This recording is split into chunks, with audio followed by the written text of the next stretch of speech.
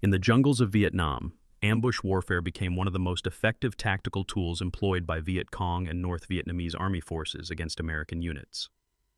Unlike conventional engagements where opposing forces might meet on open ground with clear lines of advance and retreat, the jungle ambush relied on concealment, surprise, and the exploitation of terrain to create sudden, overwhelming violence against an unsuspecting enemy. The dense vegetation, limited visibility, and difficult terrain of Vietnam's rural provinces created nearly ideal conditions for this form of warfare.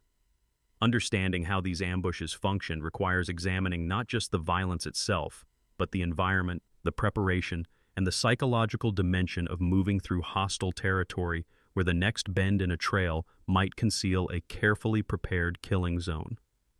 The period between 1965 and 1968 saw American ground forces conducting extensive operations throughout South Vietnam's provinces, particularly in areas designated as contested or hostile territory. These operations often took the form of patrols moving through jungle terrain on missions ranging from reconnaissance to search and destroy operations intended to locate and engage enemy units. The soldiers conducting these patrols understood they were moving through dangerous ground, but the nature of counterinsurgency warfare meant that most patrols would pass without significant contact. This created a peculiar tension where constant vigilance had to be maintained, even though the vast majority of movement through the jungle would result in no engagement whatsoever. The jungle itself shaped every aspect of patrol movement. Triple canopy rainforest reduced visibility to mere meters in many locations. The vegetation grew so thick that maintaining visual contact between soldiers separated by even short distances became difficult. Sound traveled strangely through the dense foliage, sometimes carrying clearly and sometimes becoming muffled and directionless. The heat and humidity were oppressive, sapping energy and making every movement an effort. Soldiers carried heavy loads of ammunition, water, rations, and equipment through terrain that offered no easy paths. They moved along narrow trails cut through the undergrowth, or they forced their way through vegetation that had to be pushed aside with every step. Viet Cong units planning an ambush would select their ground with great care. They looked for locations where terrain naturally channeled movement, where the vegetation provided excellent concealment for their positions, and where the target unit would have limited options for maneuver once the ambush was initiated. A bend in a trail, a narrow passage between dense vegetation, a stream crossing, or any feature that slowed movement and concentrated forces into a confined space became a potential ambush site. The preparation involved positioning forces to create interlocking fields of fire that would sweep the killing zone from multiple angles. The ambush party would move into position hours before the expected arrival of American forces, settling into concealment and waiting with the patience that came from operating in familiar terrain. The effectiveness of these ambushes stemmed from multiple factors working in combination. The element of surprise meant that the first bursts of fire would catch American soldiers in the open, often in the vulnerable posture of movement rather than prepared defensive positions. The brief period between the first shots and the moment when soldiers could take cover and return effective fire represented the most dangerous phase, when casualties would be highest and when confusion would be greatest. The limited visibility meant that identifying the location of enemy positions required time and careful observation, while the enemy already knew exactly where the Americans would be and had prepared positions accordingly. On a morning in 1967, a reinforced platoon from an Army infantry unit operating in Tay Ninh Province moved out from their night defensive position to conduct a patrol through an area where intelligence reports suggested possible enemy activity. The mission was routine in nature, part of the ongoing effort to maintain a presence in contested areas and to locate enemy forces. The unit consisted of approximately 40 soldiers organized into several squads, with a platoon leader, platoon sergeant, and squad leaders responsible for maintaining formation and control during movement. They carried standard infantry weapons including M16 rifles, M60 machine guns, M79 grenade launchers, and a radio for communication with their company headquarters. The soldiers had been in country for varying lengths of time, from recent arrivals with only weeks of experience to veterans approaching the end of their tours. This mixture of experience levels was typical of American units during this period, and it meant that reactions to contact would vary based on individual experience and familiarity with jungle combat. They had conducted similar patrols many times before. Most had experienced some form of contact with the enemy, ranging from brief exchanges of fire to more sustained engagements. The early morning air was already warm and humid as the patrol moved out. They followed a trail that wound through the jungle, selected because it allowed faster movement than forcing a path through unbroken vegetation. The use of trails represented a calculated risk. Trails made movement easier and quieter, but they also represented obvious avenues of approach that an enemy would watch and potentially target. The platoon leader had made the decision to use the trail for this portion of the patrol, accepting the risk in exchange for the ability to cover more ground during the morning hours. The formation spread out along the trail with soldiers maintaining intervals of several meters between each man. The point man moved ahead of the main body, responsible for watching the trail and the surrounding jungle for any sign of enemy presence or for indicators that an ambush might be prepared ahead.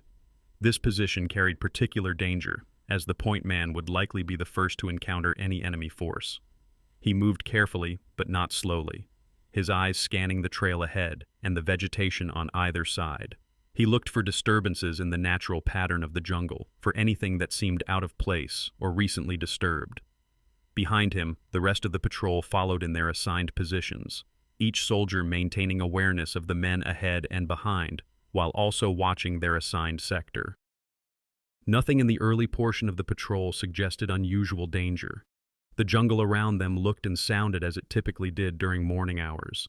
Birds called from the canopy above, insects hummed in the undergrowth, and the sounds of the patrol's movement merged with the ambient noise of the jungle environment.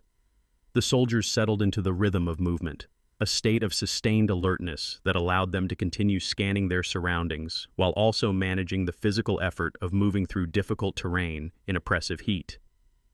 The trail began to descend into a slight depression where water had collected during recent rains, creating muddy ground that slowed movement. The vegetation on either side grew particularly dense here, and the trail narrowed as it passed through the low area.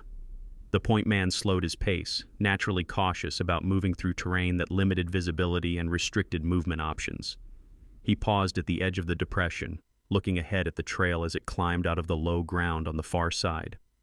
He stepped into the muddy section, his boots sinking slightly into the soft ground.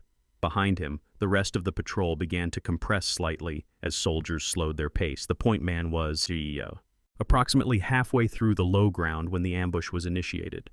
The first burst of automatic weapons fire came from the left side of the trail, the sound sudden and shockingly loud in the close confines of the jungle. The point man went down immediately.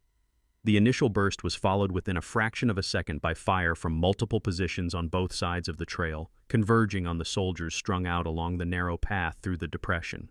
Soldiers instinctively dropped or dove to whatever cover was available, many of them hitting the ground in the open or behind inadequate concealment provided by small trees or vegetation that offered concealment from sight but no protection from bullets.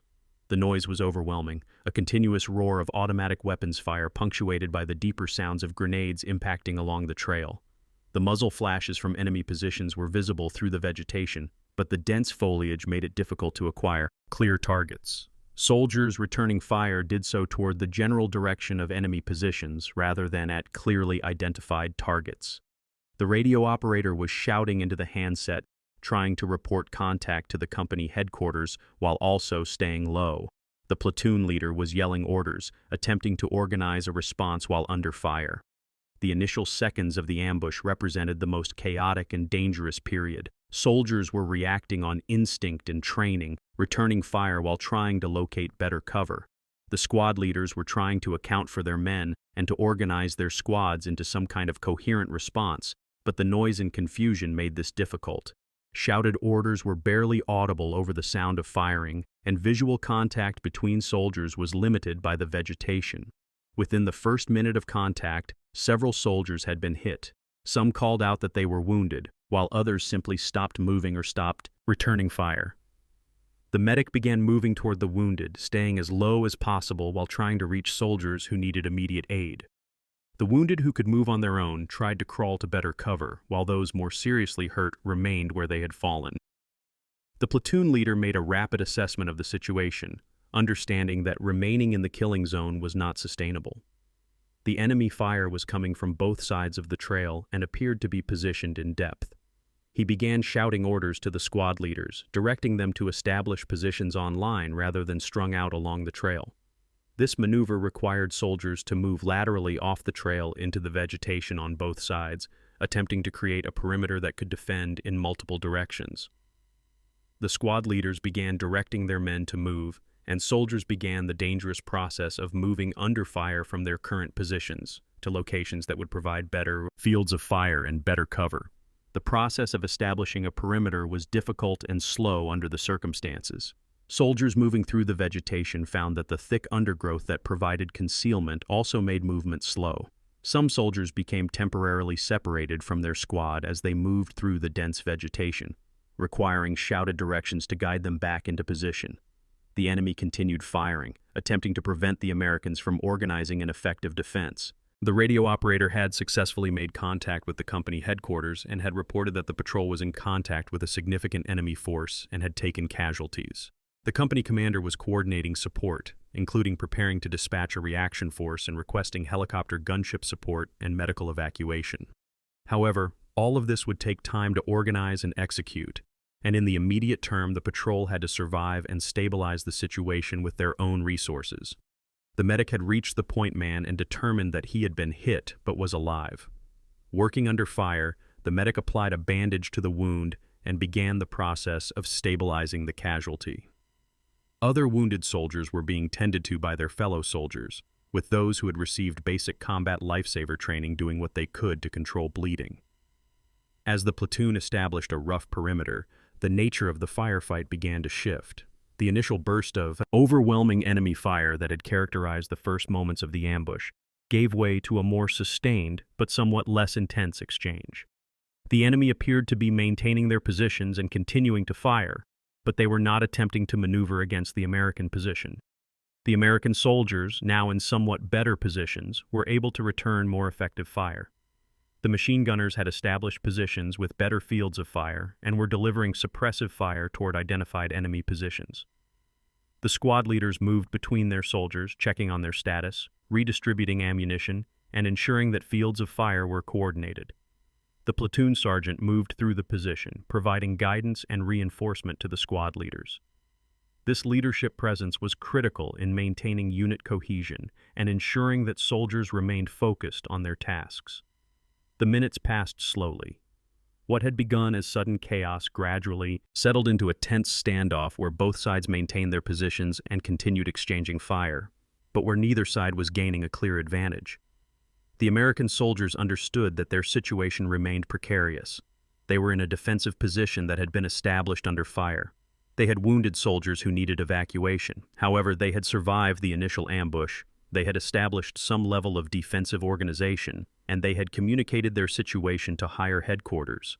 The enemy fire began to slacken somewhat, shifting from continuous automatic weapons fire to intermittent bursts. The American soldiers maintained their positions and continued to watch their sectors, ready to respond to any enemy movement.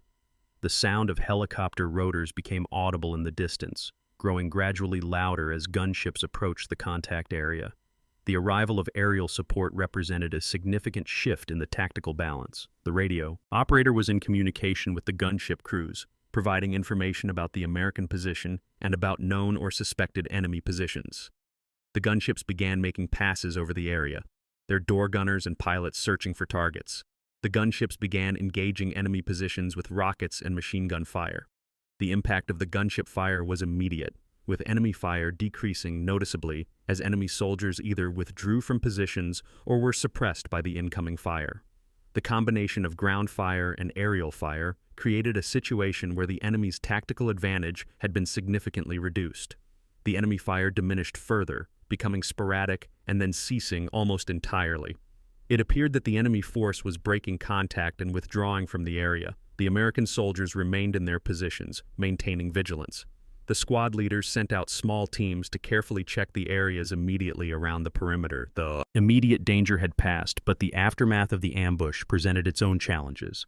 The wounded needed to be gathered at a location where a medical evacuation helicopter could land. A landing zone needed to be identified and prepared. Soldiers improvised stretchers from ponchos and carried wounded men through the jungle terrain to the designated extraction point. The evacuation helicopter arrived and the wounded were loaded aboard quickly while security teams maintained watch. After the wounded had been evacuated, the platoon began the process of consolidating and preparing to move from the area. The decision was made to move to a different location rather than remaining in the immediate area of the ambush. The platoon organized itself for movement, accounting for all personnel and equipment.